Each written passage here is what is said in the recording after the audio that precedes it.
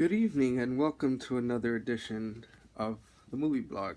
As 2018, slowly comes to an end, and of course, that transition period into 2019 and another year of new beginnings and stuff like that. I figured, in light of that, an interesting film I figured to talk about is the movie Eighth Grade.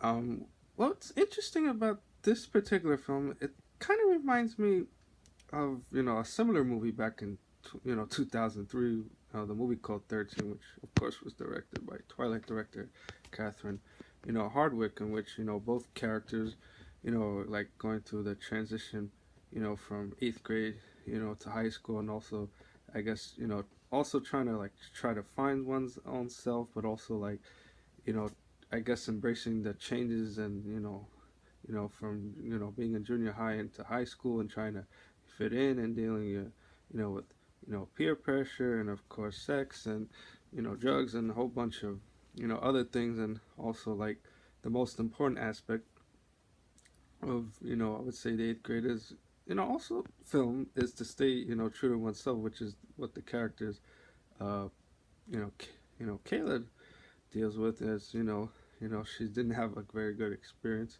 in eighth grade, and I guess she wants to make high school the best experience that she can. And of course, you know this one kind of felt like a more like, I don't know, like a more quirky, more, I guess, comical version of the movie 13, which in my personal opinion I thought was a more darker piece of showing the the transition to teen, to being a teen. And I could say I could kind of relate to both films, since I could say I kind of know the struggles of what it was like to fit in, and make friends, and I guess do new things with one's own life and things like that. So and the interesting aspect about the eighth grade movie is that it's pretty much cast by a bunch of unknowns. I mean, and the protagonist is very very likable. I mean, even though the Kayla character has issues with, like, fitting in, and social interaction and things like that. And that particular aspect kind of reminds me of myself,